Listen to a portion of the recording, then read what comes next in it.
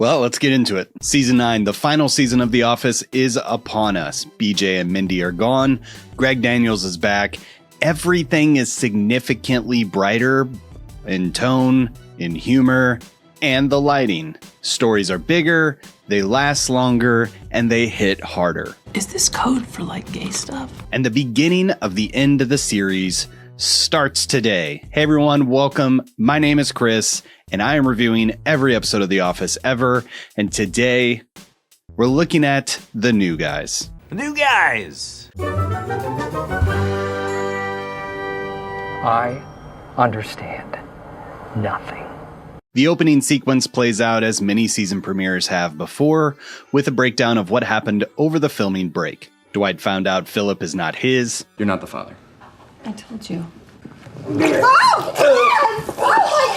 God! We have a nervous Nellie. And why is she nervous?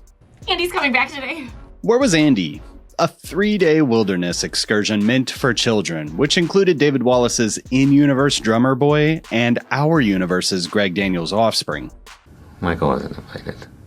But why is Nellie nervous? Just a few in-universe months ago, this all felt resolved. I just go around doing whatever I want.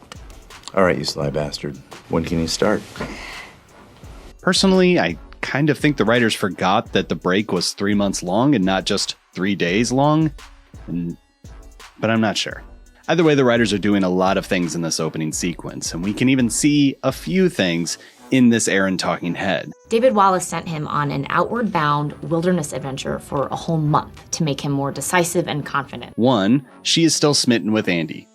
2, her hair has turned arguably more Pam-like. Oh, that's how Pam does it. I just copy her. She's sort of a living legend. And 3, Andy's going to be dealing with his decisiveness this season. I ate a worm. Glad to hear it. You sound really confident and decisive. Next in the cold opening, we have Kevin and the turtle bit, which is delightful. I crushed his shell again, but I rebuilt him even better that time. But the more I thought about this, the more it seemed to be the glue holding together a few sentiments for us. First, running over something in a season premiere's cold opening feels intentional. But using materials from around the office to save the turtle gives the creators an opportunity to play with some symbolism, like yogurt cup materials. And there's no reason for me to know this, but that mixed berry yogurt you're about to eat has expired. That was the moment that you knew you liked me. Yep. That may seem like a stretch, but I don't think so, because this shamrock keychain has to be a callback to the Christmas episode in which Jim originally was going to tell Pam how he felt. And then also directly after Kevin's bit, we go to Jim and Pam to see what they've been up to. So it doesn't feel like I'm reaching too far to suggest that these iconic props representing Jim and Pam's love story were being used as scrap to stitch together a dead thing. But it turned out the turtle was already dead. Probably when I ran over him the first time. But then again, Greg Daniels did want this couple to divorce in this season. Get a divorce. Get a divorce. In Jam's talking head, we learned that they had a pretty uneventful summer, with Pam painting the portrait in the kids' room and Jim turning down a giant business opportunity in Philly. And he wanted Jim to be a partner too. In Philly, so that doesn't really work for the family. Then cut to Toby's talking head, in which he both explains why Kelly and Ryan are absent and setting up why there are 2 new guys in the office. Hey, that's the name of the show. After Toby's bit, we then go back to Jim and Pam as they finish their talking head, and we get our first of many fourth wall breaks for this season. And I can't think of the last time this happened, except in the weight loss episode, which is the premiere of season 5. But also it's when Jim and Pam were separated by a couple hours of distance.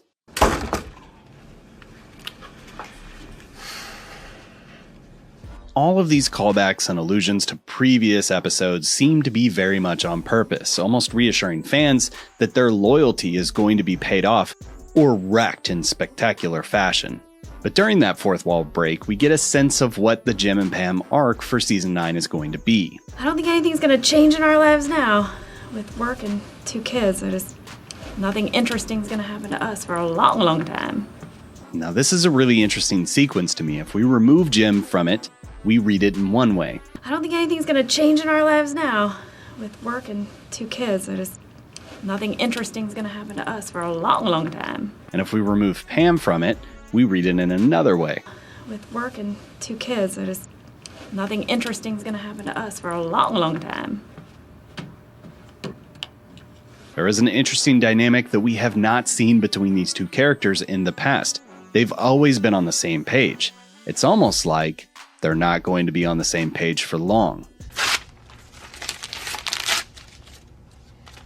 We're only 3 minutes into this episode, and they've already done a ton of legwork to justify what Season 9 is going to be about. And I think I love this. Then we meet our 2 new guys. Clark, played by Clark Duke, who was, kind of like everywhere for a few years, and then somewhat faded off of my radar at least. He does seem to still be getting work, and I'm sure we've not heard the last of Clark Duke. But Clark takes on the nickname of Dwight Jr. And his counterpart is Pete, who equally has fallen off my radar, but I did see him pop up in a bunch of clips from that White Lotus show from a couple years ago, and he still is actively working too, so cool. Pete and Clark are the new Jim and Dwight, according to the consensus around the bullpen. They're like the new Jim and Dwight.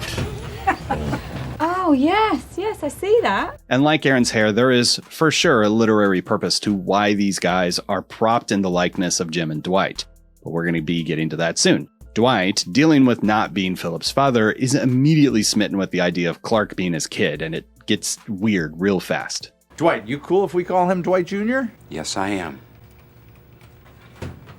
More of a fruit man or a root man?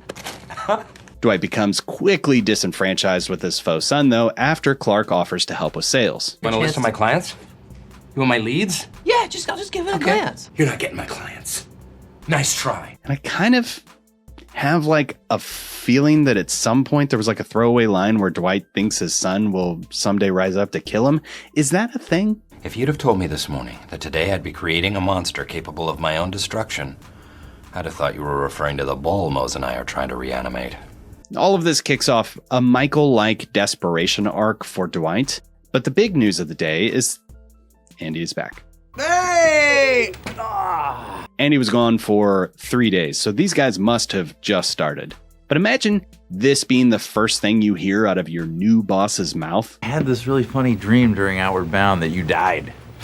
Leave in the comments what the worst thing you've ever heard your boss ever say to a coworker before. Stanley Hudson, you are fired. You an ex-punk! But it seems like they're setting up an unanticipated side effect of Andy's decisiveness is that he's going to be a dick. I don't like to throw around the B word, but I'm going to be a huge bitch to you. But the working title of this episode was called Workplace Bullying, so my hunch is that they had to cut a major plot line out of this one for time, and as such they had to pivot to a new name. Though people being mean to one another is on full display in this episode. Speaking of that, Angela's getting a lot of time to shine. She's trying to pawn off her cat and kind of being judgy. If you pray enough, you can change yourself into a cat person. Those guys always turn back, Angela. By the way, the cat's name is Comstock. And in an episode where it seems like everything is there on purpose, there has to be a reason they named the cat Comstock. I cannot think of it. Also, by the way, I don't think we've seen Angela's religious angle show up for the last couple seasons, and it does make me wonder if that's a Greg Daniels thing. Don't you guys have everything? I mean, it's just a paper company. The story is definitely going to be getting much more complex and dramatic moving throughout season 9. Like already in this episode, we have multiple secret affairs, gay and otherwise, happening simultaneously. And the cherry on top in the New Guys episode is that Oscar is rehoming his coworker, whom he's having an affair with, her husband, rehoming that cat to his house to give his lover a home away from home feels icky and audacious. That's awful. Isn't it? Yes. I'm awful, aren't I? And speaking of the audacity, it's going to be terrible. Decisively evil Andy decides to have a Slackline demonstration, which gives all of our characters a chance to work against their counterparts.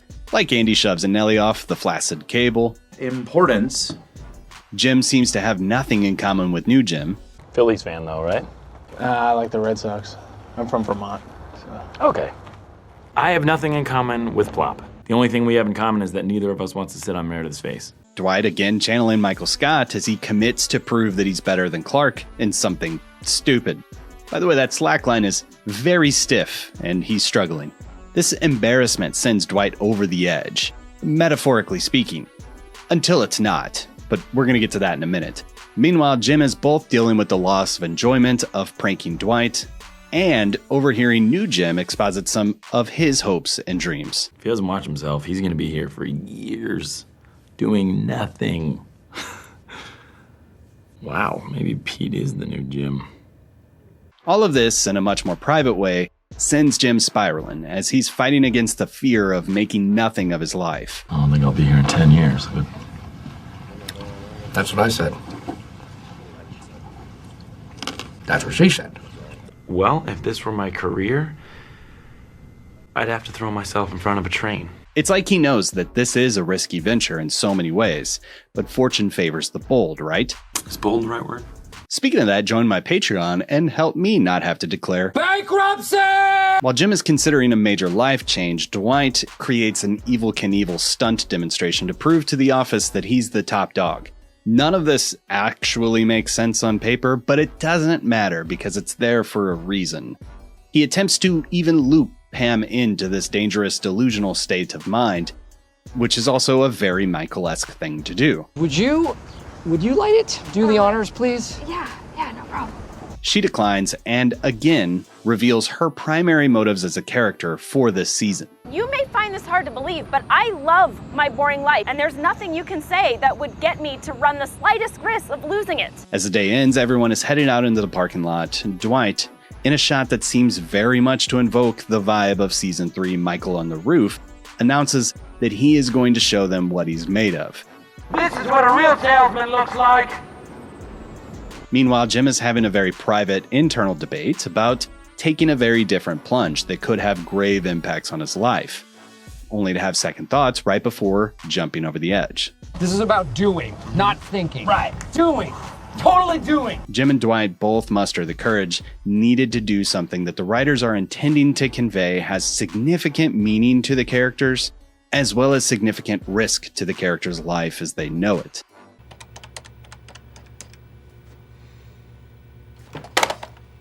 And it shouldn't be lost on us that the counterbalance of Dwight's risky stunt is a boring old copier, filled with the boring old stuff that The Office is really about. It's just a paper company. And as Dwight's life hangs in the balance, with the very fabric of the series blowing chaotically in the wind, Jim makes that call. Hey man, it's Halpert. Did you go to the other guy yet? Great, don't.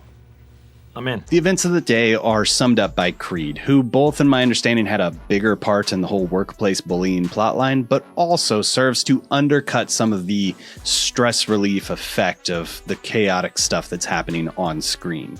There was a Dwight impersonator and a Jim impersonator. A strong man crushed a turtle. Not bad for a day in the life of a dog food company.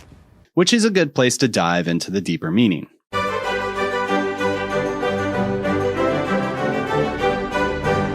What does a bean mean? Someone please explain it to Kat. Season 9 is a little different.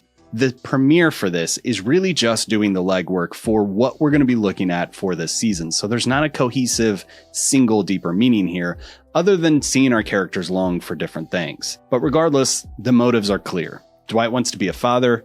Dwight wants to prove he's capable. Dwight's rude! And there's a commingling of telling Dwight stories in a very Michael way.